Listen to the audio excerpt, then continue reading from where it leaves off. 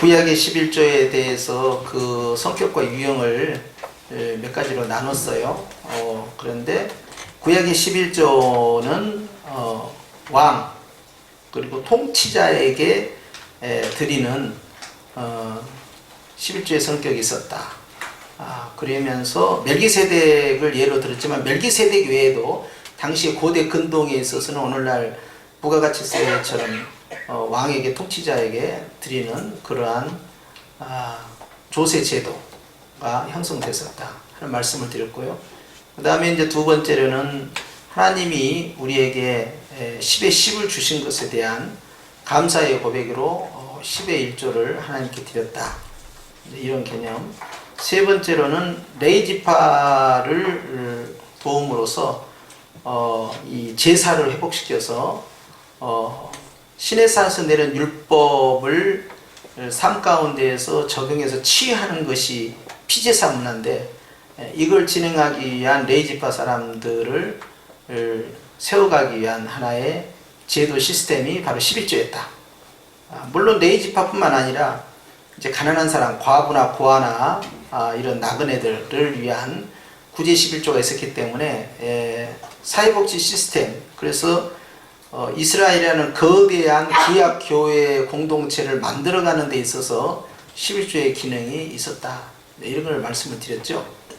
자, 그 11조의 종류를 보시면 이제 이 11조의 종류는 모세의 율법, 즉 출애굽 이후에 정해진 11조고 세 가지 종류로 나눌 수가 있다. 그것은 매년 드리는 소득의 11조, 두 번째로는 1년과 2년 또는 3년과 4년에 드리는 감사 11조, 그 다음에 매 3년과 매 6년마다 3년 주기로 해서 구제 11조를 해서 가난한 자나 고아나 과부 그리고 성내에 있는 레위지파를 돕도록 만드는 그런 시스템이었다. 근데 여기에 이제 동일하게 들어가는 것은 소득 11조나 감사 11조나 구제 11조나 여기에 공통된 대상이 있습니다. 그것은 여전히 레위지파예요. 그래서 레위지파는 이 모든 세 종류의 11조에 다 포함되어 있었다 하는 거. 그래서 주님께서 레위지파에게 너희의 분깃은 누구냐? 나다. 이제 그 말은 무슨 말이냐면 11조를 사람에게 드립니까? 하나님께 드립니까? 하나님께 드린다. 그러니까 소득의 11조도 레위지파에게 주지만 실은 누구에게 준 거예요? 하나님께 드린 거고. 감사 11조도 1, 2년 또 3, 4년 돼 있는데 3, 4년이 아니고 4, 5년입니다. 미스프린트예요. 4, 5년 이렇게 드릴 때마다 하나님 앞에 드리는 거죠. 감사도. 구제도 그 어려운 사람들, 가난한 사람들, 나그네들, 고아, 과부들 구제를 하지만 그것도 실상은 하나님께 드리는 거죠. 그리고 하나님의 것을 이제 사용을 하는 그런 시스템이에요. 그렇기 때문에 하나님에 대한 11조였다. 이런 개념. 그래서 세 종류의 11조 개념이 있었다는 걸 좀 말씀드리고요. 그 다음에 이제 신약으로 하면은요. 그러면 이제 신약에 있어서는 이 구약의 11조를 어떻게 보느냐라고 했을 때 이제 이렇게 봐야 됩니다. 우리가 구약의 11조의 성격 가운데 하나가 피제사의 완성이잖아요. 그래서 이제 레위지파가 필요했던 거예요. 그래서 율법대로 살지 못하면 그것을 성막 제사를 통해서 회복을 해야 됩니다. 치유를 받아야 돼요. 근데 그 일을 주관하는 종사자들이 바로 레위지파 사람들이고 그 가운데에서 이제 아론의 가문에는 제사장권을 부여를 한 거예요. 자, 이렇게 레위지파에게 드리는 이 11조가 예수님의 십자가의 죽으심으로 말미암아 이게 완성이 된 거예요. 피제사가 완성이 돼 버리니까 그러면은 레위지파가 피제사를 들 이유가 이제 있어요, 없어요? 없게 된 겁니다. 그러면 피제사가 없게 되면 이 레위지파 사람들의 역할이 현저하게 줄어들잖아요. 피제사가 핵심이었는데. 그런데 제사 문화가 예수님 안에서 다 완성으로 끝나버렸기 때문에 더 이상 진행되지 않는 부분들. 그래서 이제 여기에서 뭐가 나오냐면 11조 폐지론이 나온 거예요. 11조는 완성이 됐다. 그래서 구약의 이 제사, 율법과 관련된 이 제사가 예수님의 십자가로 완성이 됐기 때문에 더 이상 구약의 제사 문화인 이 11조는 필요가 없다 라고 하는 것이 11조 무용론입니다. 폐지론이 나왔어요. 근데 이것이 우리 한국 사회에도 좀 일부 퍼져가지고 이제 좀 시끄럽기도 했지만 그런데 이제 이것이 가지고 있는 이제 맹점이 있다는 걸 아셔야 되죠. 11조는 단순히 구약에도 보면 이 피제사와 관련된 구속사적 의미만 가지고 있는 건 아니라는 거예요. 그렇죠? 자, 그것이 예수님 안에서 완성이 됐지만 11조가 가지고 있었던 본래적 기능은 뭐였습니까? 그것은 10의 10을 주신 하나님 앞에 드리는 개념도 있었고 또 자신의 통치자에게 드리는 개념이 있었다 이 말이죠. 아브라함 같은 경우는 모세의 율법과 상관없이 11조를 진행한 그러한 모습을 또 보여줬고요. 그리고 사회 복지, 사회 이 구조 시스템, 구제 시스템과 관련된 그런 공동체의 역할이 11조가 갖고 있는 기능이었어요. 그렇기 때문에 11조가 갖고 있는 여러 가지 기능 가운데 구속사적인 의미만 예수님이 십자가에서 완성이 된 것이지 다른 기능들은 여전히 살아있다는 거예요. 여전히 이 구약의 공동체처럼 신약의 공동체도 그런 시스템 속에서 또 그렇게 약한 자를 돌봐야 되는 시스템이 있었고 또 이제 나중에 보면 아시겠지만 성전에서 일하는 자들을 돕기 위한 그런 구속사적 의미가 있었잖아요. 근데 신약에 가서는 이제 사도 바울이 어떻게 가르치냐면 복음을 전하는 자는 복음으로 말미암아 살리라 이렇게 나와버립니다. 그러니까 복음을 전하는 자들을 도와야 된다는 개념. 그래서 레이지파와 관련된 집중적인 11조, 제1 11조, 제2 11조, 제3 11조가 전부 이제 레이지파에 집중되어 있었잖아요. 그런데 이 레이지파의 그런 역할이 예수님의 십자가 사역으로 완성이 된 이후에 그것이 복음 전하는 쪽으로 치환이 됩니다. 그리고 하나님이 우리에게 모든 걸 주셨다라는 개념으로 신약에 들어가면서 10의 1이 최대치가 아니라 최소치가 되면서 헌신이 나오기 시작하는 거예요. 10의 2조, 10의 3조. 어떤 사람은 자신의 모든 걸 다 드리는 10의 10조의 삶까지 연결돼 가는 거예요. 그래서 이런 부분에 대해서 11조의 기능과 역할에 대해서 구약에 대해서 다 이해하지 못하고 11조는 단순히 모세 시대의 피제사를 위해서 레이지파를 위한 하나님이 주신 분깃이었는데 피제사가 완성이 됐기 때문에 더 이상 11조가 필요 없다라는 논리는 전체 11조 기능을 다 이해하지 못하고 있다는 이야기입니다. 자, 그런 것을 제가 서두에서 말씀을 드리면서 이제 하나하나 들어가겠는데요. 그럼에도 불구하고 첫 번째 부분이 바로 피제사의 완성이다. 이 부분에 대해서 강조하지 않을 수가 없어요. 그래서 율법적 11조가 아니라는 거예요. 이제 구원을 받기 위한 11조가 아니에요. 구속사와 관련된 11조의 개념이 아니에요. 11조의 개념이 이제는. 그렇죠? 여러분 가운데 누가 구원받기 위해서 11조 하는 사람 없죠? 예. 그런데 이제 약간 주제를 바꾸면 구원받기 위해서 전도하는 사람들이 있습니다. 몰몬교가 그렇게 합니다. 여호와 증인도 그렇게 합니다. 또 누가 그렇게 하냐면 신천지도 그렇게 합니다. 구원받기 위한 내 행위예요.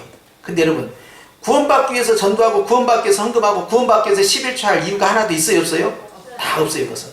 그건 아무 상관이 없는 거예요. 구원은 오직 예수 그리스도를 믿음으로 끝난 거예요.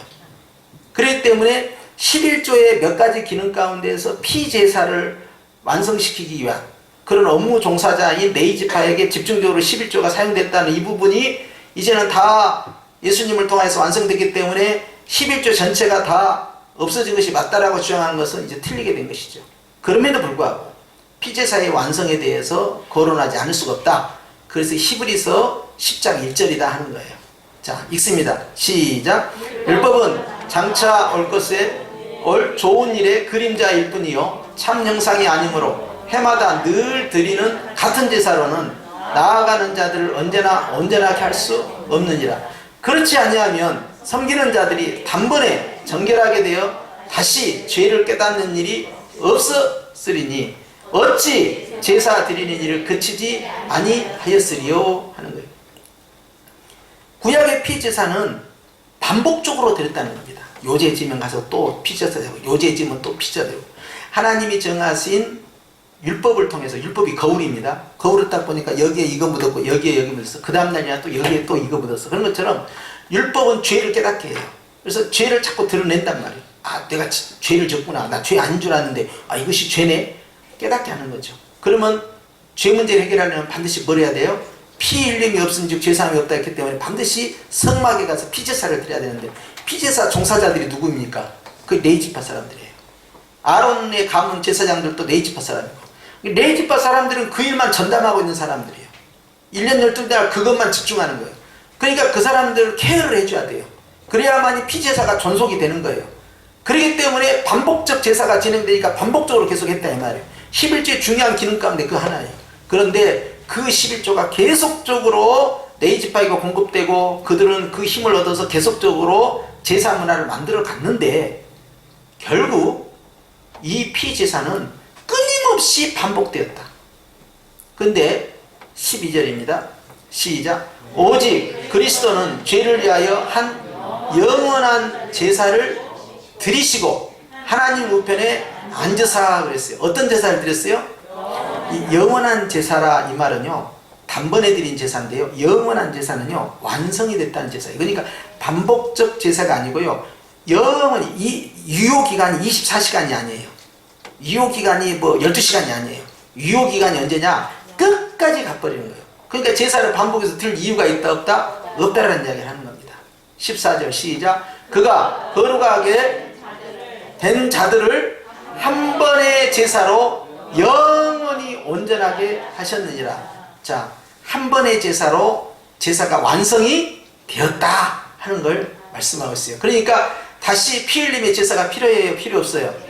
그런데 이스라엘 사람들은 지금도 제3성전을 기다리고 있죠. 자, 그분들은 뭐 하려고 합니까? 거기에서 자, 그 예루살렘을 이제 그 모스크가 형성된 그 예루살렘에서 이슬람 상을 완전히 허물어내고 거기에다가 이제 하나님의 성전을 세우는데, 그것이 바로 모리아산이에요. 그것이 과거에 솔로몬 성전이 있는 자리예요. 거기에다가 성전을 짓겠다는 거예요. 그래서 피제사를 거기에서 시작하겠다. 그래야만이 진정한 시오니즘의 완성이 이루어지고 자기들이 기다리던 그런 정치적이고 세계적인 메시아, 종말론적 메시아가 이제 그때 역사가 나타나는 거다. 이제 그런 그들의 신앙이 있어요. 왜? 예수님을 배척했으니까. 피제사는 중단될 수 없다라는 주장이에요. 지금도. 그럼에도 불구하고 지금 2000년 동안 피제사가 이미 끝난 거죠. 예루살렘 함락과 동시에 지금까지 해방이 됐음에도 불구하고 국가가 세워졌음에도 불구하고 여전히 피제사는 안 되고 있어요. 근데 그들의 신앙은 피제사를 하겠다는 것이고, 성경에서는 피제사는 더 이상 필요 없다. 왜? 영원한 제사가 이루어졌다. 한 번의 제사를 통해서. 이걸 강조하는 겁니다. 18절 시작. 이것들을 사하셨은즉 다시 죄를 위하여 제사 드릴 것이 있다 없다? 없다 하는 겁니다. 굉장히 중요한, 이 구원파가 이 이야기를 들어야 돼요. 제사함은요 영원한 제사함입니다. 여러분 기억하셔야 돼요. 그런데요, 우리가 죄를 지어가지고요 또 제사함을 받고, 죄를 지어고 제사함을 받고, 이 사이클로 만약에 돌아가잖아요. 그러면 죽을 때까지 죄 지어야 안 져요? 집니다. 그러면은 나는 죽을 때까지 가가지고 회개를 만약에 안 하면 지옥 간다고 생각할 거 아닙니까? 그러니까 갑자기 이 돌연사가 일어난다든지 어떤 충격적 사건에 의해서 갑자기 뭐 비행기가 폭발된다든지 회개할 틈을 타지 못하고 죽었어요. 그럼 이 사람은 지옥 가는 열차에 올라타야 된다는 논리밖에 안 되는 거예요. 그렇지 않다는 거예요. 이 제사함은 영원한 제사인데, 이 영원한 제사는 다시는 제사 드릴 것이 없다는 거예요. 그건 뭡니까? 죄 용서함이 완성이 됐다는 거예요. 이건 결국 무슨 이야기를 하냐면, 내가 예수님을 나의 주님으로 영접하는 순간, 내가 지금까지 지은 모든 죄와 앞으로 지을 모든 죄까지 한꺼번에 다 모아가지고 주님께서 용서를 이미 다 하셨다는 사실입니다. 그러니까 이제는 용서받기 위해서 회개한 게 아니라 용서받았기 때문에 회개하는 거예요. 구원받기 위해서 회개하는 게 아니라 구원받았으니까 회개하라는 거예요. 이제 완전히 개념이 바뀐 거예요. 그래서 영원한 제사가 완성이 돼버렸다. 그러니까 예수님만 믿기만 하면 구원받는다는 이유가 여기서 나오는 거예요. 그러니까 우리가 죽을 때 아이고 내가 회개 다 못하고 죽었는데 아이고 난 지옥 가겠다, 그런 것이 아니고, 회개를 함으로 구원받는 게 아니에요. 그래서 예수님 안 믿을 때는 회개해야 돼요. 그 예수님 영접을 해야 되죠. 그러나 이미 예수님을 내가 인격적으로 영접하고 나의 주님 나의 하나님으로 모시고 예수님이 나 때문에 십자가에서 죽으심과 또 나와 함께 십자가에서 무덤에서 부활하신 사실을 내가 마음에 믿고 입으로 시인하잖아요. 내가 인격적으로 주님을 영접한 상황에서는요 이제 구원 문제가 거론될 수가 없다는 거예요. 그래서 죄사함 문제는 이미 완성이 되었다. 그러므로 회개도 믿음으로 하는 겁니다. 죄 용서함을 믿음으로 회개하는 거예요. 그렇기 때문에 회개함으로 용서함 받은 것은요, 그것은 바깥으로 드러난 순서에 의한 설명일 뿐이지 영적 내면에 있어서는 다 용서를 하신 상황에서 회개해라. 구원받았으니 회개해라. 나는 너에게 책임을 묻지 않을 테니 회개해라. 그걸 누구에게 물으셨느냐? 다 예수님에게 형벌을 다 물으신 거예요. 그럼으로써 주님이 채찍에 맞고 십자가에 못 박힘을 당하셨다 하는 것입니다. 자, 그렇게 되므로 19절에 어떤 현상이 벌어지냐면, 시작. 그러므로 형제들아, 우리가 예수의 피를 힘입어 어디에? 성소. 이 성소는 지성소입니다. 지성소에 들어갈 담력을 얻었나니 그랬어요. 여러분, 지성소는 구약에 있어서도 누구만 들어갑니까? 대제사장만 들어갈 수 있는데 감히 제사장도 못 들어가요. 대제사장만 들어가요. 레위지파도 못 들어가요. 유대인도 못 들어가요. 근데 감히 이방인이 우리가 들어갈 수 있다고요? 들어갈 수 있다는 거예요. 근데 저 지성소도 이 땅의 지성소가 아니라 하늘나라 지성소예요. 하늘나라 지성소, 즉 아버지의 보좌 앞에 시온자, 지성소 안에 들어가면 언약의 법궤가 있고 두 그룹이 천사가 이 얼굴을 가리면서 말이죠, 몸을 가리면서 날개 끝과 날개 끝 사이로 이렇게 덮잖아요. 바로 그 덮는 장소가 바로 하나님 임재의 장소예요. 그러니까 하나님의 보좌 앞에 누가 감히 저 천상의 지성소에 누가 들어갈 수 있느냐는 거예요. 예수의 핏뿌림을 입은 자가 들어간다는 거예요. 이게 대단히 중요한 거예요. 얼마나 영광스럽냐고요. 천사들도 감히 하나님의 거룩함 앞에서 얼굴을 가리고 다리를 가리고 몸을 가리고 그렇게 주님의 거룩한 영광 앞에서 자신들을 가리고 있는데, 우리는 말이죠, 눈 시퍼렇게 뜨고요, 아주 뻔뻔하게 의기양양하게 자신만만하게 아버지 하고 아버지한테 간다 이 말이에요. 넌 누구냐? 나는 예수님의 피로 구원받은 주님의 자녀입니다. 주님 앞에 당당히 담대하게 나간다. 굉장히 중요한 거죠. 20절 시작. 그 길은 우리를 위하여 휘장 가운데로 열어놓으신 새로운 살길. 휘장은 곧 그의 육체, 예수님의 육체가 쪼개짐으로 휘장이 쪼개졌잖아요. 자, 이 사건을 말씀하는 거죠. 자, 이렇게 하면 피제사가 완성이 됐어요. 그렇죠? 죄사함이 다시는 이제 죄사함을 위한 제사를 드릴 필요가 없어요. 그러면 레위지파 사람들이 피제사를 위해서 역할이 있습니까? 없습니까? 없어요. 그러니까 그러면 이제는 더 이상 11조를 안 드려도 되겠네? 라고 생각한 사람은 처음에 말씀드린 것처럼 11조의 역할과 기능에 하나만 보고 이야기하는 거예요. 그러니까 여러분들이 이런 이야기를 들었을 때 여러분들이 논리를 딱 가지고 있어야 됩니다. 그리고 또 앞에 말씀드린 것처럼 모세의 율법이 있기 전부터 11조는 있었다 없었다? 있었다는 사실이에요. 그리고 그것은 꼭 피제사와 관련된 11조가 아니라 피제사와 관련 없는 11조가 이미 작동이 되고 있었다 하는 것을 말씀을 드리는 거예요. 그래서 왕에 대한 왕권, 통치권자에 대한 11조, 그리고 이제 하나님께서 나에게 모든 걸 다 주신 것에 대한 10분의 1의 신앙의 고백, 그렇게 함으로써 모든 물질의 주인은 누구시다? 하나님이시다를 보여준 거기 때문에 우리가 주님께서 구원의 역사 가운데서 완성하신 피제사만 있는 게 아니고 주님께서 구약의 율법을 완성하심으로 폐하는 것이 아니라 이제 이 율법을 완성하신 주님께서 율법은 하나님이 주신 것으로 선한 것이므로 율법을 버려버려라, 율법을 폐지해라, 예수님은 그렇게 안 가르쳤죠. 그리고 사도 바울도 율법을 복음은 폐하는 것이 아니다 그랬어요. 그렇기 때문에 구원과 관련된 기능으로서의 율법은 완성이 되었지만 그 외의 기능, 사회적 규범으로서의, 그래서 교회 공동체를 어떻게 할 것이냐 하고 그 안에서 나타나는 규범들, 또 도덕률, 그리고 하나님과 나와의 관계성에 있어서의 11조의 신앙 고백들, 이런 부분들은 여전히 살아있다는 사실입니다. 이해가 되셨습니까? 그러면서 주님께서는요, 이제 완성의 말씀이 있죠. 요한복음 19장 30절 시작. 다 이루었도다 그랬어요. 우리가 잘 아는 이 테텔로스타이는요, 주님께서 다 값을 지불했다, 내가 다 해결했다, 더 이상 내가 담당해야 할 짐이 없다는 거예요. 빚이 없다는 거예요. 그래서 이제는 예수님께서 다 완성했다라는 이 선언의 말씀이 우리에게 대단히 중요하다 하는 것입니다. 그 다음에 갑니다. 베드로전서 2장 9절이죠. 자, 시작. 너희는 택하신 족속이요 왕같은 제사장들이요 거룩한 나라요 그의 소유가 된 백성이니 그래요. 여러분 마스크를 쓰셔도 이걸 막 따라서 하셔야 돼요. 그래서 입으로 막 선언하고 시인하고 고백하고 선포하고 막 하셔야 되는데요.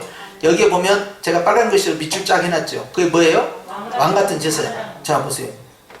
레위지파 사람들만이 성막에서 일할 수 있잖아요. 뭐 제사장만이 성전 안에 들어갈 수 있잖아요. 그런데 베드로는 지금 뭐라고 말합니까? 예수님 믿고 있는 이방인을 향하여서 감히 너는 뭐와 같은 무엇이다? 왕과 같은? 네가 제사장이다 그래버린 거예요. 제사장은 하나님의 성소 안에 들어갈 수가 있잖아요. 그런데 왕 같은 제사장이니까 이건 대제사장의 반열이잖아요. 어떻게 그게 가능하죠? 예수의 피를 힘입으면 아버지의 지성소 안에 우리가 들어갈 수 있는 권한, 특권이 우리에게 부여가 된다는 거예요.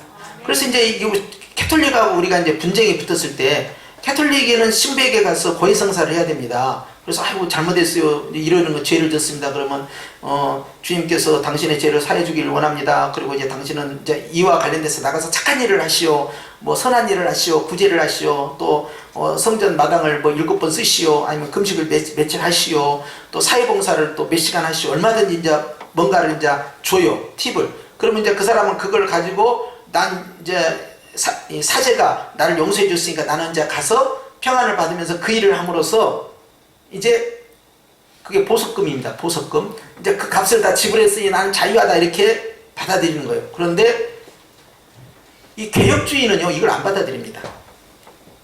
오직 제사함의 권세는요 예수님의 피예요. 그렇기 때문에 예수님 앞에 우리가 직구하는 것이고, 그래서 왕같은 제사장이에요. 그리고 예수님의 피의 효력이 다시는 제사함을 위한 피제사가 없다. 영원한 제사의 완성이 하셨기 때문에 앞서 말씀드린 것처럼 예수님을 믿는 사람은 장차 지을 미래의 죄까지를 다 용서함을 받았다. 그걸 믿고 회개하라는 거예요. 그렇기 때문에 행위로서 내가 나가서 한 대 쥐어 박았더니 폭행죄야. 그런데 그러면 이제는 내가 이제 용서받으려면 가서 불쌍한 사람들은 이제 10배로 많이 도와주면 이것이 상세가 되는가? 그거하고는 아무 상관이 없는 거예요. 용서를 받기 위해서 착한 일을 하는 게 아니에요. 이미 용서를 받았으므로 너는 선한 행실을 통하여 하나님께 영광을 돌리라. 이렇게 나가는 거예요. 이게 전혀 똑같은 일을 하고 있는데도요, 그 동기가 달라요. 왜 착한 일을 하느냐? 구원받기 위해서. 노. 왜 착한 일을 하느냐? 구원받았으므로. 맞아. 이렇게 가는 거예요. 너 왜 회개하니? 회개 안 하면 지옥 갈 것 같아서. 노. 너는 이미 구원받았으니 믿고 회개하는 거다. 완전히 접근법이 틀린 거예요. 그래서 이제는 예수님 안에 있는 사람들은 내가 회개함으로 구원받는 그런 개념의 절차가 전혀 아니에요. 그것이 예수님을 마음에 영접하는 자는 하나님의 자녀가 되는 권세가 임하는 겁니다. 이게 굉장히 중요한 것이죠. 그래서 왕같은 제사장이라는 분 굉장히 중요해요. 로마 캐톨릭의 그런 고해성사, 이것은 우리가 배제하는 거예요. 이건 비성경적이다. 그래서 여러분, 우리는 하나님 앞에 잘못한 일이 있으면 직접 하는 거고, 어떤 분들은 또 이런 것을 가지고 네가 정말로 회개했으면 대중 앞에서 공개적으로 나와가지고 여기에서 말이야, 네가 사람들 앞에서 토해내야 된다는 거야. 안 그러면 말이야, 너 이 죄가 네 속에서 나오도록 네 죄를 깨닫게 하기 위해서 너에게 자극을 줘야 된다. 이게 소위 유행했던 타작마당이야. 앞으로 나오라고 해가지고 네 죄 고백을 해라 이 말이야. 저는 무슨 죄를 졌어? 뭐 없는 죄라도 기회 만들어내야 돼. 북한의 그 자아 비판하는 것처럼 기회 만들어내. 그러면 넌 잘못했구나. 그러고 이제 때리는 거야, 사람.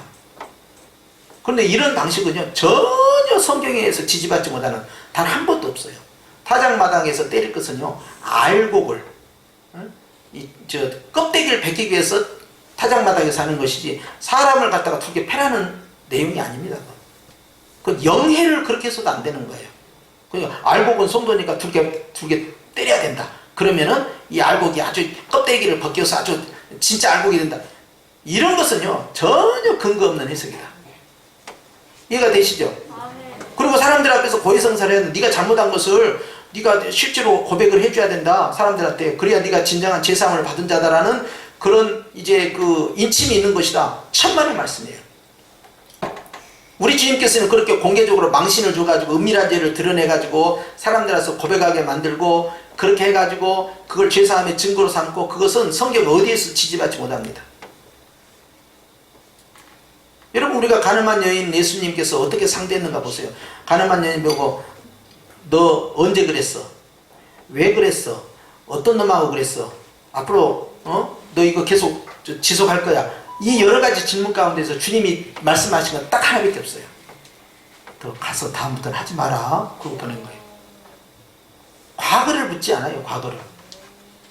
우리 주님의 사랑은 그런 사랑입니다. 그래서 회개한 사람은요, 이 등 뒤로 던져버린다고 하셨고요. 그리고 이 깊은 바다에 맷돌을 던진 것과 같고요. 이 동에서 서가 먼 것처럼 주님께서 그것을 멀리 하신다는 거예요. 기억하지도 않겠다는 거예요. 회개한 죄는 주님께서 기억하지 않겠다. 이렇게 말씀하시고. 자, 이렇게 함으로써 우리는 이 11조가 가지고 있는 이 피제사, 예배를 지속시키기 위한 네이지파의 이 케어 차원에서 진행됐던 이런 11조의 기능은 예수님 안에서 완성이 됐다. 이것은 사실입니다. 그렇다고 해서 11조가 그러면 폐지가 됐고 무용론을 주장한 게 맞느냐 하는 거예요. 그것은 11조의 하나의 단편밖에 보지 않았기 때문에 그러하다는 걸 알아야 돼요. 왜냐하면 11조가 갖고 있는 구원과 관련된 율법적 기능만을 생각한다면 단순하게 적용했을 때는 그렇게 가능하지만, 근데 처음부터 구약에서는 11조의 다양성을 갖고 있었다는 거예요. 그렇기 때문에 이제 그걸 적용해서 말씀을 드리려고 합니다. 누가복음 20장 25절 말씀부터 시작. 그런즉 가이사의 것은 가이사에게, 하나님의 것은 하나님께 바치라 그랬어요. 왜 그랬냐면 동전을 가져와 가지고, 이게 가이사의 그림이 그려져 있는 화폐예요. 이 동전을 가져와서 이것을 하나님 앞에 드려도 되는 겁니까? 왜냐하면 이게 형상을 그렸으니까 우상숭배라고 생각할 거 아닙니까? 유대인 입장에서는 이것을 하나님께 드리는 것이 맞습니까? 그런 거예요. 그래서 이제 그러면 하나님께 드리면 안 된다 그러면은 예수님은 그걸로 이제 걸라 그러고, 바쳐라 그러면 우상숭배다 그러고, 바치지 마라 그러면 이게 반 노마 사람이구나. 그러니까 어떻게든 예수님을 걸고 넘어갈 생각을 한 거예요. 그런데 예수님께서 동전을 달라 그러고는 가이사의 것은 가이사에게고 하나님 것은 하나님께 드리라 그랬습니다. 하나님이 너에게 주신 그 소유와 그 물질은 누가 주셨느냐? 주인을 묻는 거예요. 그 누구 거냐? 네 거냐? 아니면은 가이사 거냐? 아니면은 하나님의 거냐? 그럼 자기가 신앙 고백을 해야 돼요. 이거 내가 벌었으니까 내 거예요. 그런 사람은 11조 못합니다. 내 건데요? 그러면 교회 와서 그런 사람들 11조 할 때 어떻게 합니까? 기부하는 거야. 기부. 조금. 영화관 갈 때 그 입장료 내는 것처럼 뭐 그 정도. 강의 들을 때 내가 강의료 내는 거 이 정도 끝나는 거예요. 그런데 내가 가지고 있는 소유가 하나님의 것이다 하면은 그 다음부터 생각이 달라진 거예요. 10분의 1이 가이드라인이 적용이 안 됩니다. 구약에는 10분의 1이 딱 엄격하게 적용됐잖아요. 정량제로. 그런데 신약에 와서는요, 가이드라인이 없어요. 네가 원하는 대로 다 할 수 있는 거예요. 네가 10의 1조도 할 수 있고 10의 2조도 할 수 있고 네가 10의 10조도 할 수 있고, 네 믿음의 분량에 따라서 네가 할 수 있는 형편은 네가 다 할 수 있는 거예요. 그러니까 이제 베드로에게 초대교회 때 아나니아, 삽비라 이 사람들이 이제 재산을 팔아가지고 올 때 재산 일부를 살짝 감춰요. 감출 때 베드로가 이제 그 이야기를 합니다. 아니 네가 설사 그걸 안 바친다고 해서 우리가 네한테 뭐라고 하는 것도 아니고, 네가 그 중에서 일부만 바치겠다고 해서 누가 너에게 뭐라고 할 사람이 없다. 그런데 왜 거짓말을 하냐는 거예요. 이것밖에 없습니다 하고 뒤에다 숨겨놓고, 처음부터 이것은 내가 좀 쓸랍니다 하고 이것만 드리겠습니다 그런다고 해서 문제될 건 없다는 거예요. 그런데 왜 성령을 속였느냐 하는 거예요. 그것이 문제가 돼버린 겁니다. 자, 우리는 하나님 앞에서요, 우리의 각자의 믿음에 따라서 하나님의 것이라고 믿는 그 순간에 내가 드릴 수 있는 믿음의 분량이도록 하나님께 드릴 수가 있어요. 10분의 1을 드렸다고 해서 11조고 10분의 1을 드리면 그러면 10의 2조 헌금이고 10의 3조 헌금이고 누를 정하라는 뜻이 아니에요. 내가 하나님의 것이라고 믿는 믿음 안에서 내가 할 수 있는 믿음의 분량대로 내가 드릴 뿐이에요. 그것은 율법이 전혀 아닙니다. 율법과 상관없이 하나님에 대한 신뢰와 믿음이죠. 자, 이것 가운데에서 주님의 것과 내 것을 네가 정확하게 표현하라. 그래서 하나님의 것입니다. 그럼 하나님께 드려야지. 이렇게 된 거예요. 자, 마태복음 23장 23절 주님은 이런 말씀도 하셨어요. 시작. 화 있을진저 외식하는 서기관들과 바리새인들이여, 너희가 박하와 회양과 근처에 11조는 들이되 율법에 더 중한 바 정의와 긍휼과 믿음은 버렸도다. 그러나 이것도 행하고 저것도 버리지 말아야 할지니라. 율법적 11조를 해왔던 사람들은 예수님의 피제사를 통해서 그 율법적이란 말은 구원과 관련된 겁니다. 구원을 얻기 위한 율법적 11조를 해왔던 사람들은요, 예수님의 십자가의 죽으심으로 다 끝나버린 거예요. 그런데 주님이 묻습니다. 그들에게, 이 서기관들, 바리새인들, 구원을 얻기 위한 율법적 11조를 드려왔던 너희, 하나님의 것 딱 띄고 내 것 딱 띄고, 자, 그렇게 잘했다. 박하와 회양 근체, 이거 뭐냐면요, 내가 월급을 500만 원을 받았어. 그럼 11조를 딱 뗐다 이 말이야.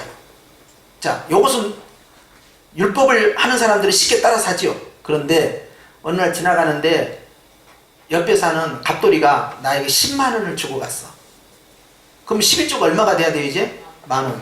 근데 열돌이가 또 그 다음날 지나가다가 맛있는 거 사말하고 10,000원을 주고 갔어. 그럼 11조가 얼마예요? 이제 1,000원이에요.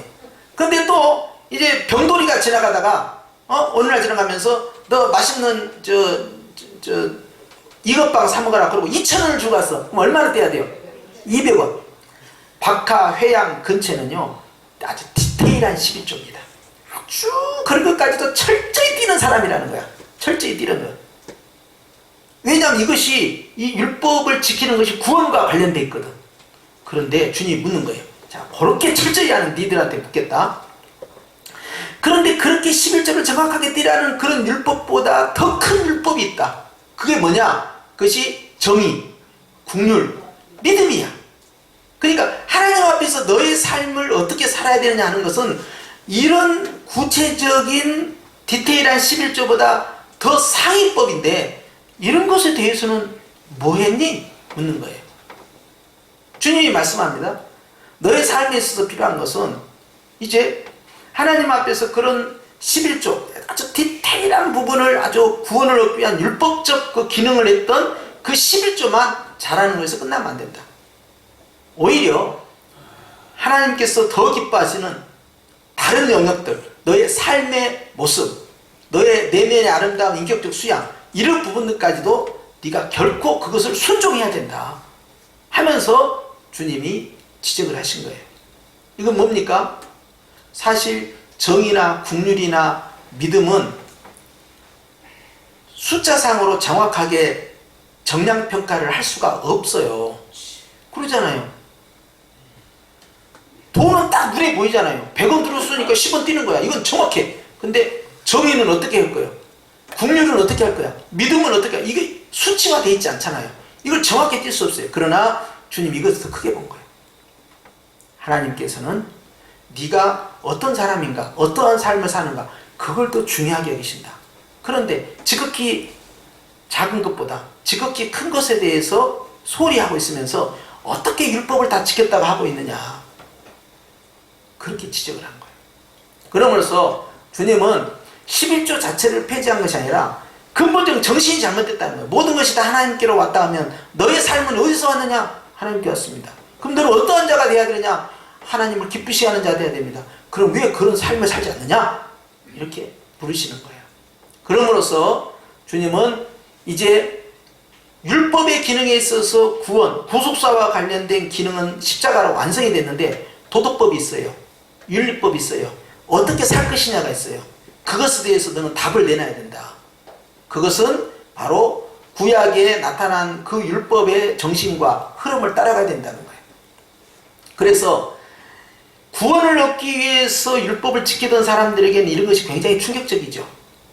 그러나 그것을 지킴으로써 구원을 받는다는 그 사람들은 어떻게든 그걸 완성을 시켜서 자기 구원을 이루겠다라고 발버둥 쳤는데 주님이 그것이 수고하고 무거운 짐진 자들이라는 거예요. 그런 것은 결국 완성하지도 못하고 너는 지쳐 쓰러지고 맙니다. 율법을 615가지를 지킨다고 해서 네가 네 구원을 완성시킬 수 있냐? 지킬 수 없을 뿐만 아니라 그거 지킨다고 해서 구원받는 건 아니라는 거예요. 왜냐하면 내가 생각했을 땐 615가지고 내가 생각했을 땐 10가지 계명일 뿐이지 우리는 하나님 앞에서 항상 함량 미달이다. 그걸 강조하시는 거예요. 그럼으로써 우리는 이제 주님 앞에서 이런 구원과 관련된 율법적 기능이 아닌 더 큰 믿는 자들은 어떻게 살아야 되느냐, 하나님의 백성은 어떤 성품을 가지고 어떤 대인관계를 하고 어떤 생활의 모습을 가져야 되느냐, 나는 더 큰 틀의 하나님의 뜻을 내가 실천하고 있느냐에 관심을 집중해야 된다. 자, 세 번째로 넘어갑니다. 복음 전하는 자들을 위해서 했다는 내용인데, 고린도전서 9장 9절 시작. 모세의 율법에 복식을 밟아 떠는 소에게 망을 씌우지 말라 기록하였으니 하나님께서 어찌 소를 위하여 염려하심이냐. 그래서 오로지 우리를 위하여 말씀하심이 아니냐. 과연 우리를 위하여 기록된 것이니 바가는 자는 소망을 가지고 갈며 복식을 떠는 자는 함께 얻을 소망을 가지고 떠는 것이라. 우리가 너희에게 신령한 것을 뿌렸은즉 너희의 육신의 것을 거두기로 과하다 하겠느냐. 성전의 일을 하는 이들은 성전에서 나는 것을 먹으며 제단에서 섬기는 이들은 제단과 함께 나누는 것을 너희가 알지 못하느냐. 이와 같이 주께서도 복음을 전한 자들이 복음으로 말미암아 살리라 명하셨느니라. 아멘. 의인은 뭐 믿음으로 말미암아 살리라 하는 것처럼요, 이제 복음 전하는 자, 전도자들은 복음으로 말미암아 살리라 하면서 소입의 망에 대해서까지 말씀하셨어요. 모세의 율법에 따라서 일하는 소에게 망을 씌우지 말라 했을 때 과연 그 망을 씌우지 말라 하는 것이 소를 염려함이냐? 소를 염려한 게 아니라는 거예요. 알고 보니까 그것은 그냥 육신의 소에 대해서 말하는 게 아니라 신약의 관점에서 보니까 그것은 주님의 일을 하는 일꾼들에 대해서 말씀하고 있는 거였다 하면서, 신령한 것을 뿌렸는데 육적인 것을 거두는 것은 마땅하다는 거예요. 그래서 성전에서 일하는 사람은 누굽니까? 이건 제사장과 이 레위지파 사람들이죠. 그들은 그 성전에서 일하면서 일용할 양식이 공급이 됐다는 거예요. 제단에서 일하는 자도 마찬가지죠. 그러면 복음을 전하는 자들은 바로 복음의 현장 가운데에서 공급을 받을 필요가 있다. 그러니까 사도 바울이 이렇게 말합니다. 제가 그 한 절을 뺐는데요. 나는 자비량 목회를 했다 이 말이에요. 나는 걸림돌이 있잖아요. 그러나 다른 복음을 전하는 자들은 마땅히 섬겨야 된다. 이렇게 쐐기를 박아놔요. 왜냐하면 본인은요 원래 투자 보는 거예요. 그래서 저녁에 이제 가가지고 이제 천막 깁는 일을 하면서 고수익을 번 겁니다. 그 당시 이게 상당히 이 전문 직종이기 때문에 고수익을 번 거예요. 그러니까 이 사람이 일 갖고 먹고 살 수 있고 사역비를 자체 자비량 선교비를 동원할 수가 있었어요. 그렇기 때문에 다른 사람에게 굿대어 돈 받을 필요가 없었던 거예요. 그러나 다른 사람들은 그렇지 않다는 거지. 복음 전하는 자들은 그렇게 투잡 시킬 필요가 없다. 그 사람들은 그 일만 전담할 수 있도록 하려면 복음을 받아서 구원받은 자들은 육신의 섬김이 있어야 된다 라고 하면서 문을 확 열어놨는데, 이것이 바로 구약의 레위지파의 제사를 위해서 바로 11조를 드린 것처럼 신약에 와서 복음 전하는 자를 위해서 그들을 도와야 된다 하는 축으로 바꿔놓은 거예요. 자, 그렇게 함으로써 이제 이 가르침에 따라서 교회의 이제 감독, 이게 이제 전문적 종사자들이죠. 복음 종사자들은 결국 교회가 그 생활비를 이제 책임지는 거예요.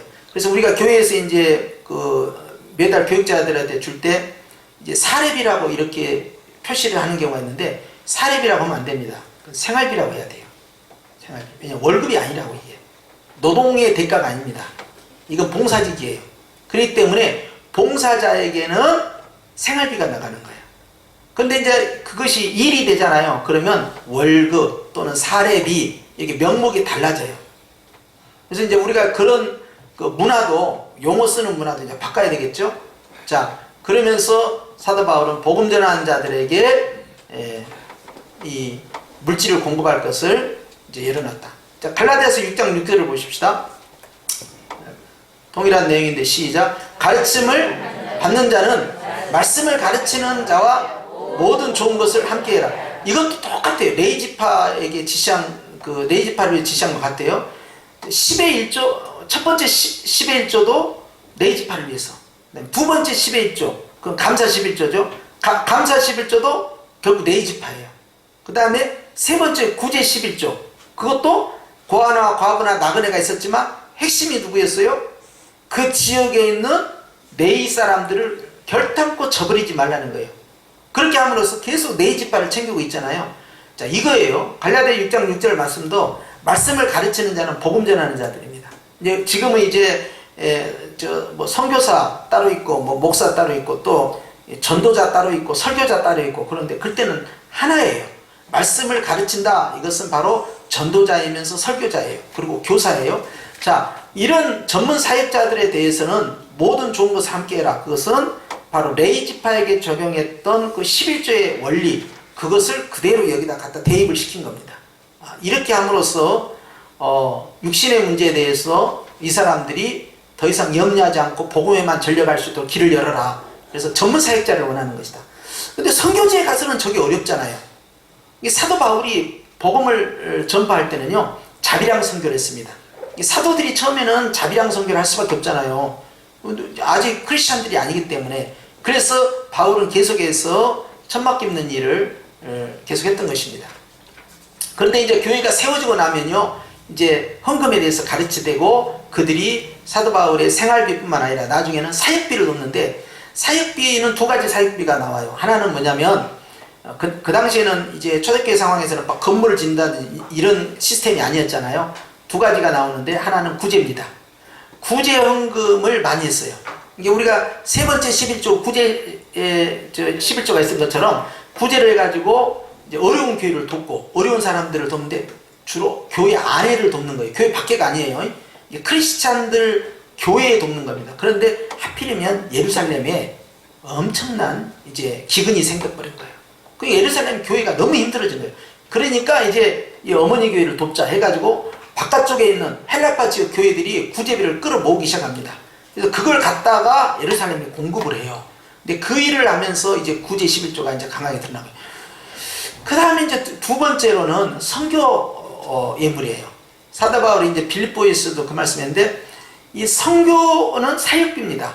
복음을 전하는 자들이 이제 찾아왔을 때 그에게 일용할 양식을 공급할 뿐만 아니라 그가 계속해서 그 일을 할 수 있도록 이제 미션 머니를 공급해 줘야 되는데, 바로 여기에서 이제 이 현장에 있는 교회들이 찾아온 전도자인 일꾼들을 돕도록 하는 그런 시스템을 만들어 놓은 거예요. 그래서 말씀을 가르치는 자, 즉 말씀을 전하는 자와 너희는 모든 좋은 것을 같이 해라. 그래서 이제 옛날 같은 경우는 이제 저희들은 이런 보수적인 신앙을 하다 보니까요, 또 그렇게 훈련을 또 받았어요. 가령 수박을 한 통을 샀다. 그러면은 한 통은 목사님 갖다 드리고 한 통은 네가 먹어라. 그러니까 이제 두 통 사는 것이 이제 부담스러운 사람들 있잖아요. 그러면 그걸 쪼개가지고 반 통은 내가 먹고 반 통은 이제 목사님 갖다 드려. 자, 그런데 제가 고향을 떠났어요. 그러면 제가 이제 시골을 갑니다. 그럼 어머니가 트렁크에 담아요. 수박도 담고 참외도 담고 뭘 담을 거 아니에요. 그럼 꼭 물어봅니다. 목사님은 갖다 드렸습니까? 그 목사님 이제 저 한참 후배예요. 그런데 꼭 물어요. 목사님 갖다 드렸습니까? 목사님 오라 해갖고 떡도 그냥 한 번딱 드리고 그냥 뭣도 드리고 못 드리고 했다는 거예요. 제가 이제 꼭 그 이야기를 하죠. 그렇게 어머니가 심으면 아들은 서울에서 거둡니다. 그 이야기를 꼭 해요. 그러니까 섬기라는 거야. 자꾸 섬기라는 거야. 그것이 아들에게 복이 됩니다. 그걸 꼭 강조하는 거죠. 돌아가신 원로 목사님 계시더라도 동일하게 이렇게 해요. 왜냐하면 그런 식으로 우리는 신앙생활을 해왔어요. 또 그러다 보니까 가르침을 받는 자와 이 가르치는 자와 함께하는, 기쁨이 함께 가는 것은요, 굉장한 인격적 친밀성을 의미합니다. 이게 관계성을 의미하는 거예요. 단순히 학원 같은 데서는 수강료 주고 그냥 교육시키고, 그리고 내가 필요한 지식 습득하고 관계가 끊어지잖아요. 그리고 학원 선생을 스승이라고, 선생님이라고 뭐 스승의 날 가가지고 꽃 따라주고, 사실 그렇지는 않는다 이 말이에요. 그렇죠? 그런데 학교 선생님들에게는 이 스승의 날 꽃 따라준 것에 대해서 요즘은 또 어쩐지 모르지만은 드린다 이 말이에요. 이유는 뭡니까? 단순히 정보 지식을 전달하는 사람일 뿐만 아니라 나의 삶을 지도해주는 분이라고 생각하기 때문에 인격적 관계가 형성되니까 스승과 제자 관계가 형성된 거예요. 교회도 그렇다는 거예요. 스승과 제자 관계에 있어서 중요한 것은 어떻게, 관계성을 어떻게 진행할 거냐. 좋은 것을 같이 해라 하는 거예요. 네가 좋으냐? 그러면 주의 종과 같이 나눠라 하는 거예요. 아, 여기서 아멘을 아무도 안 하는구나. 야, 나는 또 여기 아멘이 나올 줄 알고 굉장히 기대를 했는데, 예. 그래서 기본 이 멘탈 자체가 무슨 수박을 뭐 한 통 더 산다, 뭐 음식을 나눈다, 그걸 떠나서 나에게 좋은 것은 나하고 친한 사람하고 기쁨을 같이 나누잖아요. 그 역할을 계속 하라는 거예요. 근데 그 대상을 누구로 잡았느냐? 너를 지도하고 너를 가르치고 너에게 말씀을 전파하는 주의 종과 한 세트로 같이 가라는 거예요. 그것은 뭐예요? 쌍방간에 뭐가 됩니까? 이 패밀리가 되는 겁니다. 가족을 형성했다는 이야기예요. 그래서 좋은 일이 생기면 기쁜 소식을 전하기 위해서 안 친한 사람한테 전화합니까? 제일 먼저 제일 친한 사람한테 전하는 거잖아요. 그러면서 기쁨을 나누는 거예요. 좋은 것을 계속 나누는 것이다 하면서 이제 주님이 이 가르치는 자들에 대한 말씀을 주셨고요. 디모데전서 5장 17절 시작. 잘 다스리는 장로들은 배나 존경할 자라 알되 말씀과 가르침에 수고하는 이들에게는 더욱 그리할 것이니라. 성경에 일렀으되 곡식을 밟아 떠는 소의 입에 망을 씌우지 말라 하였고 또 일꾼이 그 싹을 받는 것이 마땅하다 하였느니라. 자, 거기까지입니까? 네, 그 싹을 받는 것이 마땅하다 하였느니라. 디모데전서 5장 17절에 나타나는 잘 다스리는 장로는 이제 지금 우리 장로 정치는 이제 종교개혁 이후에 칼빈 선생의 그 후예들이 만든 교회 정치입니다. 그래서 이제 성경에서 말하는 저 장로는 지금의 장로하고는 다르죠. 저 장로는 가령 사도 베드로가 장로였어요. 하나님께서 나를 장로로 세웠다 하면서 교회의 감독, 주의 종들을 가르칠 때 장로라고 했어요. 근데 장로의 기능이 그 당시에 두 역할로 나눠진다. 하나는 말씀을 전하는 장로가 있는가 하면 성도들을 잘 케어하는, 목양만 전문적으로 하는 그런 장로가 또 따로 있었다 이 말이에요. 그러면서 오늘 여기에는 잘 다스리는 장로들은 배나 존경할 자로 알되, 갑절로 존경하라는 이야기죠. 그런데 말씀과 가르침에 수고하는 이에게는 더욱 그리하라 라고 함으로써 이제 위에서 말한 사도 바울이 강조했던 복음 전파자들, 선교사, 교사, 설교자, 또 이 목회사회에서 말씀을 전파하는 자, 이런 모든 이 가르치는 자들에 대해서 특별한 관계성을 유지할 것을 요구하고요. 소의 입에 망을 씌우지 말라. 이것이 결국 소가 아니고 신약에 있어서 일꾼이었다는 것을 해석을 해놓은 겁니다. 그래서 주님이 이 모세에게 지시하셨던 일하는 소에게 망을 씌우지 말라는 것이 그게 무슨 뜻일까 했는데 그게 그 소를 의미한 게 아니고 결국 하나님의 일꾼소, 그 하나님의 사역자들에 말씀하셨구나 하는 것을 해석해 놓은 것이에요. 자, 이렇게 함으로써 교회 안에서 섬김을 레이지파에게 집중됐던 그 섬김이 계속 복음을 전파하는 자, 복음을 말씀을 가르치는 자에게 지금 옮겨주고 있다 하는 걸 알 수가 있습니다. 네 번째로 10을 주신 하나님에 대한 헌신 나왔어요. 로마서 11장 36절입니다. 시작. 이는 만물이 주에게서 나오고 주로 말미암고 주에게로 돌아갑니다 그랬어요. 이게 이제 아주 대표적인 로마서의 이 기독교 세계관입니다. 자, 철학이죠.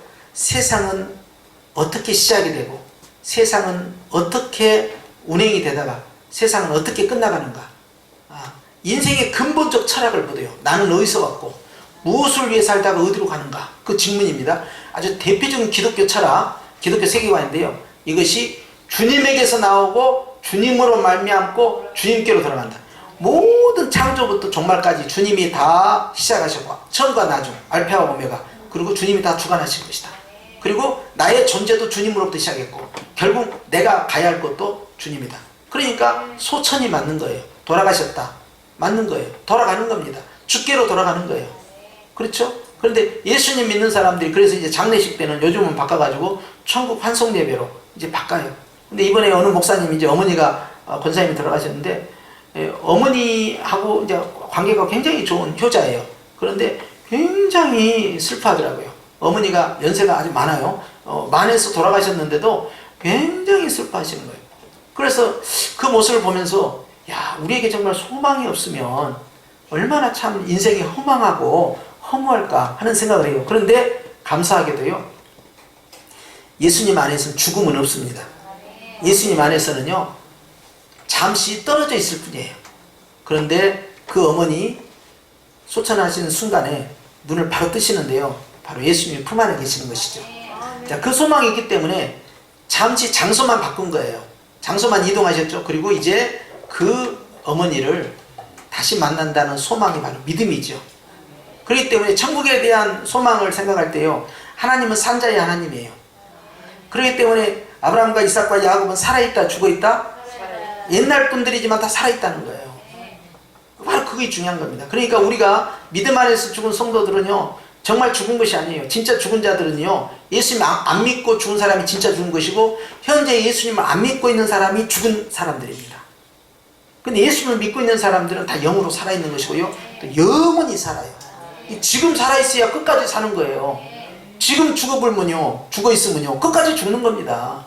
그렇기 때문에 만물이 다 주님의 손에 달려있다, 이걸 강조합니다. 그래서 내가 가지고 있는 모든 것들은 다 주님께로부터 온 것이지요. 그래서 로마서 12장 1절 시작. 너희 몸을 하나님이 기뻐하시는 거룩한 산 제물로 드리라. 이는 너희가 드릴 무엇이다? 예배라는, 예배의 개념이 바뀌어버린 거예요. 우리가 전통적으로 생각했던 예배 있잖아요. 우리 구약의 예배 있잖아요. 피제사 드린 그 예배 있잖아요. 그런데 그 예배가 이제 어떻게 바뀌냐? 신약 안에서는 네 자신이 네 몸, 너의 삶을 통하여, 이 몸이라는 게 바디 하나만 말한 게 아닙니다. 육체만 말한 게 아닙니다. 너의 삶을 통해서 하나님을 기쁘시게 해드리는 그러한 삶을 네가 살아라. 그것이 진정한 영적인 예배다. 그러니까 신앙과 생활은 분리될 수가 없다는 이야기를 하는 거예요. 이게 주일날 오늘 하나님께 여러분들이 예배를 잘 드렸잖아요. 그러면 나머지 월요일부터 토요일까지도 정말 건강하게, 시식하게, 그리고 행복하게, 그리고 감사와 기쁨이 넘치고 하나님 앞에 기쁨이 되는 삶을 사는 것이 평소에 하나님께 드리는 나의 무엇이라는 거예요?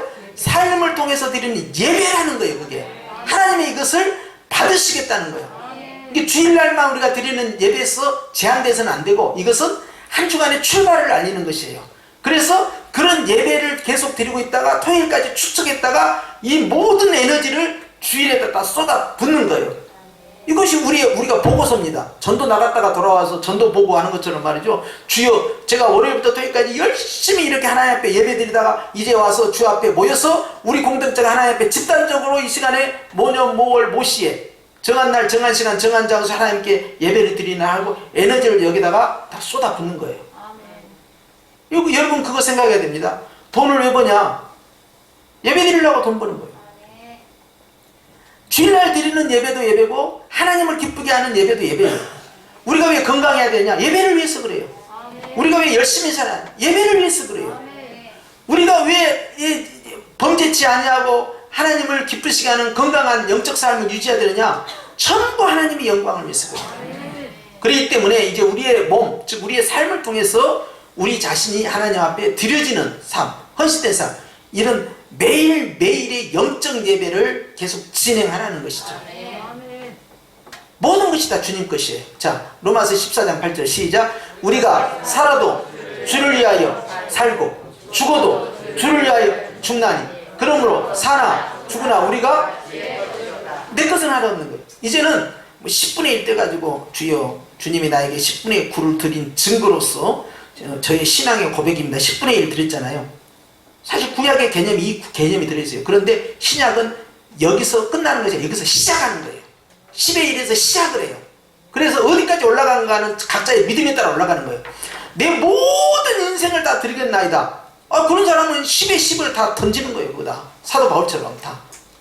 각 사람의 이제 믿음의 분량대로 다 드리는 거예요. 그러면서 나의 모든 것들은 다 하나님의 것이니 마음껏 주님 들어 쓰시옵소서.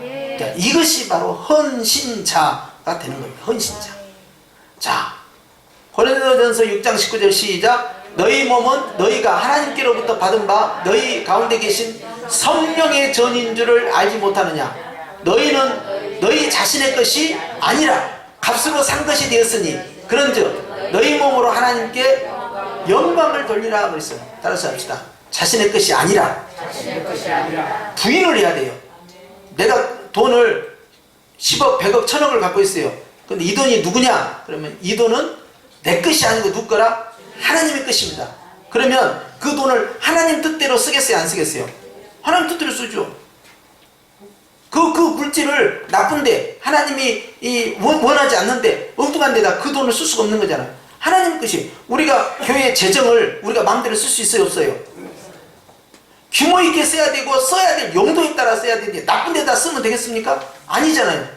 마찬가지예요. 왜 그렇습니까? 하나님의 것이니까 함부로 손 못 대는 거예요. 마찬가지예요. 내 개인이 갖고 있는 것도 마찬가지입니다. 내 개인이 가지고 있는 모든 재산 10의 1조를 들고 나서 남은 10의 9조도 실은 내 거예요? 주님 거예요? 주님의 것이에요. 내가 갖고 있는 내 인생, 내 건강, 내 시간, 내 재능 다 누구 거예요? 주님의 것이에요. 내 자녀들 다 누구 것이에요? 주님의 것이에요. 그러니까 주님의 뜻대로 우리가 써야 된다는 것이에요. 자, 이것이 바로 내 것을 부인하는 것이에요. 그렇기 때문에 내가 가지고 있는 내 몸을 가지고 나의 삶을 가지고 하나님께 어떻게 하라? 영광을 돌리라 그랬어요. 마지막 볼까요? 고린도전서 10장 31절 시작. 그런즉 너희가 먹든지 마시든지 무엇을 하든지 다 하나님의 영광을 해. 굉장히 디테일합니다. 이제는 큰 이런 거시적 전략적인 것만 뭐 하나님의 영광을 드리느라 이렇게 막 큰 담론으로 가는 게 아니고요. 아주 디테일하게 들어간 거예요. 네가 뭘 먹든지 뭘 마시든지 무엇을 하든지 굉장히 구체적입니다. 아주 잘 자란 것까지, 아주 작은 것까지, 아주 머리털까지 아주 작은 부분이에요. 이게 먹고 마시는 것이 굉장히 일상적인 이야기고 굉장히 어떻게 보면 우리에게 있어서 그렇게 우리 의미심장하게 받아들일 내용들이 아니잖아요. 세임재 원사님, 5일 전 점심 뭐 잡수셨습니까? 잊어버린 게 정상이에요. 그걸 기억한다는 것은요, 그날 특별한 음식을 먹었다는 이야기예요. 근데 우리가 일상에서 먹는 거, 자, 점심을 먹었다. 점심 먹었는데 반찬이 뭐 무엇이었어요? 잊어버렸죠. 그때 밥알을 몇 개 잡수셨습니까? 잊어버렸죠. 그런데 주님께서는 이런 일상의 모든 것들이 다 어떻게 해야 된다는 거예요? 다 하나님의 영광을 위해서 먹고 마시고 무슨 일을 하든지. 그러니까 이제는 내 것, 네 것이 없어졌던 거예요. 요것은 내 거, 요건 하나님 거. 요것은 여러분 상당히 율법적 세계관이에요. 율법적 세계관. 물론 11조를 할 때는 10분의 1을 띈 건 맞습니다. 그런데 복음 안에서는요, 거기서부터 제한시키지 말고 거기서부터 출발해 나가는 거예요. 형편에 따라 믿음에 따라 더 끌어올리는 거예요. 주님, 나 10의 7조 하겠습니다. 그런 사람은 내가 시간도 10의 7조, 내 봉사도 10의 7조, 내가 가지고 있는 물질도 10의 7조, 무엇이든 10의 7조 하겠다. 자기가 하나님 앞에 이제 여러 가지 모양으로 헌신하는 거예요. 내가 기도를 하루에 2시간 반 이상씩 한다. 그 사람은 기도 11조를 하고 있는 거예요. 내가 하나님 앞에 열심히 봉사를 하겠다. 봉사하면 봉사 11조를 하고 있는 거예요. 구체적으로 하나님 앞에서 더 하는 신앙, 이거에 하나님께 영광 돌리는 거예요. 이제는 구약에 구원받기 위해서 한 그 11조도 이제는 아닙니다. 그렇죠? 구원받기 위해서 11조 하는 거 아니에요. 그 다음에 우리가 구약에서 최소한의 의무기적, 하나님의 것이라고 인정하는 의무기적, 이제 그것도 아니에요. 우리는요, 최소한이 아닙니다. 이것은 시작에 불과하고 우리는 최대를 향해 가는 거예요. 헌신하는 겁니다. 모든 것이 다 주께로부터 왔으니 다 주께로 돌아가는 거예요. 내가 가지고 모든 것은 다 주님의 것이니 이제 내가 사는 것은 날 위해 살지 않고 나를 구원하신 하나님의 아들이신 예수님을 위해서 사는 것이다. 내가 죽든지 살든지 다 주님을 위해 살겠다 하고 이제는 드려지는 거예요. 내 물질이든 내 인생이든 내가 가지고 하나님이 나에게 주신 모든 것들은 다 그렇게 쓰겠나이다. 이런 것이 복음의 삶입니다. 그 일을 하는, 그러니까 10분의 1을 드려야 되느냐 말아야 되느냐, 이것은 훨씬 뛰어넘어요. 11조라는 항목이 있죠. 11조라는 그 세 단어 있잖아요. 세 단어를 뜯어내도 상관없어요. 교회에서 재정 예산을 짤 때 11조라는 예산을 뜯어내도 상관없어요. 지금 우리 주님 우리에게 뭘 요구하시는 거예요? 너의 모든 것들이 11조를 다 능가해야 된다는 거예요. 너의 모든 것들이, 너의 모든 인생 자체가 이제는 하나님 앞에, 우리가 부르기 좋게 11조라고 썼지만 사실 우리가 11조 율법적 기능을 11조 다 하기 어려워요. 어떤 사람이 지나가다가, 내가 전에 사모님한테, 시골에 계신 사모님한테 내가 뭐 선물 하나 했어요. 근데 그 사모님이 저희 오셔가지고 그거 얼마짜리요? 얼마짜리요? 그런 거예요. 그래서 아니, 가격을 왜 물은데요? 아니 얼마짜리냐고. 아니 대답 좀 하라는 거예요. 얼마짜리냐고. 아 대답 못해요. 그러니까 이분이 알아보는 거예요. 그게 얼마짜리인가. 왜 했는가 나중에 알고 봤는데 12조 뛰려고 그랬다는 거예요. 에이 그건 아니지. 에? 지금 사모님은 10의 2조 10의 3조의 삶을 이미 살고 계시는 분인데 너무 기계적으로 막 하더라고. 그렇게 할 것이 아니라 그것을 어떻게 해야 돼요? 감사합니다. 기도해 드릴게요. 축복기도 해주면 되는 거예요. 아니 그거 가게 가고 이거 얼마짜리냐? 2만 원이요? 2천 원 띄어갔다. 그건 아니지. 그리고 평소에 뛸 때 이제 뭐 새 전후로 뛸까 새 후로 뛸까 월급을 그건 아니지. 그걸 띄어보니까 이제 328만 5,200원이 나왔어. 그러면 32만 5,200원 그건 아니지. 왜 그걸 그런 식으로 접근을 하냐고. 여러분 그것이 정확하게 뜬 것이 아니고요. 그건 정확 안 해도 돼요. 여러분은요 예수님 안에서 다 구원받은 사람이기 때문에요. 구원 얻기 위해서 11조 한 것도 아니에요. 이제는 내가 감사함으로 하는 것이고 주님을 사랑함으로 하는 것이고 아버지 뜻이니까 내가 하는 것인데 최소한의 내 애정 표현이요. 할 수만 있으면 내가 32만 2천 원이 아니라 내가 50만 원도 하고 싶고 100만 원도 하고 싶고 할 수만 있으면 300만 원도 하고 싶고 그런 마음이 늘 넘치는 그런 삶을 사는 것이지. 근데 32만 5,242원 2원을 어떻게 할 거예요? 인터넷으로 보낼 거예요? 자 여러분 너무 기계적으로 율법적으로 여러분 스트레스 받으시면 안 돼요. 예? 그리고 정확하게 안 떼야 된다네. 4,4,5입에서 좀 더 붙여서 하나님께 드리. 아니 그걸 왜 정확하게 떼냐고. 정확하게 하면 된다니까. 그런 것은 그리고 이거 안 하면 벌 받을까. 벌 안 받기 위해서 그런 것이 아니에요. 이제는 이 단계를 뛰어넘어야 돼요. 우리는 구원받았으니 우리는 모든 아버지의 사랑을 다 받았으니 내가 하나님을 감사함으로 사랑함으로 드립니다. 때로는 10의 1조도 드리고 때로는 10의 2조도 드리는 거예요. 그리고 어떻게 하면 내가 하나님 앞에 영광을 돌릴까? 내 삶을 하나님께 드리는 거예요. 그렇기 때문에 11조 드릴 때마다 모든 것이 주님의 것입니다. 11조 드릴 때마다 다 주님이 나에게 주신 것입니다. 11조 드릴 때마다 내가 주님을 사랑함으로 드립니다. 기본 멘탈을 딱 가지고 있어야 돼요. 이것을 이제는 구약의 율법을 뛰어넘어야 된다. 주님이 완성하셨으니까. 그래서 나를 구원하시고 나에게 모든 것을 다 주신 예수님, 내가 그분을 위해서 내 자신 또한 다 드리나이다. 이렇게 되는 거예요. 할렐루야. 자, 이렇게 해서 여러분 11조와 관련돼서 시험에 들지 마시고 갈등하지 마시고 고민하지 마시고. 그런데 목사님 내가 믿음이 안 돼요. 그리고 이 11조도 있다가요 내가 완전히 재정이 마이너스예요. 적자예요. 그런 분들은 그냥 그렇게 하십시오. 그것 갖고 정지하지 않겠어요. 그게 중요한 게 아니에요. 보다 중요한 건 나와 예수님과 인격적 관계예요. 믿음이 자라나고 부해지잖아요. 그러면은 내가 물질에 비친 것이 이제 의미가 없어져 버려요. 그것이 내가 의미가 없어져 버려요. 그때는요 또 나중에 신앙이 자라면 10의 1조만 뗀 게 아니고요 막 10의 2조도 3조도 해보고 더 이상도 베풀고 섬기고 살게 되는 거예요. 할렐루야. 그러니까 주일마다 정직한 11조를 드리겠나이다. 이거 하는데 말이야. 이거 진짜 이거 스트레스야. 11조 할 형편이 안 된다. 이거 어떻게 하지? 이거 내가 11조 했다가 또 내 배우자가 나한테 뭐라고 할 것 같고 교회 가지 말라고 어떻게 하고 이거 안 되는데. 여러분 이렇게 스트레스 받을 필요가 없어요. 할렐루야. 구원과 관계가 없습니다. 각자의 형편과 믿음의 처지에 따라서 단계적으로 진행하시면 돼요. 그래서 이것은 복음의 본질은 아니에요. 내가 하나님께 얼마만큼 사랑의 표현을 나타내고 어떻게 헌신할 것이냐에 관한 문제예요. 그렇기 때문에 이제는 율법적 접근으로 11조를 접근하지 마. 용어를 구약의 용어인 11조라는 용어를 썼다고 해서 그 율법의 그 기능을 거기다 집어넣으면 안 돼요. 아셨죠? 구약의 용어를 갖다 써도 모든 것이 주께로부터 왔으니 주께 드리나이다. 요 개념으로 접근하셔야 돼요. 그렇게 함으로써 주 안에서 더 건강한 신앙생활 하시길 축원합니다. 기도하십시다.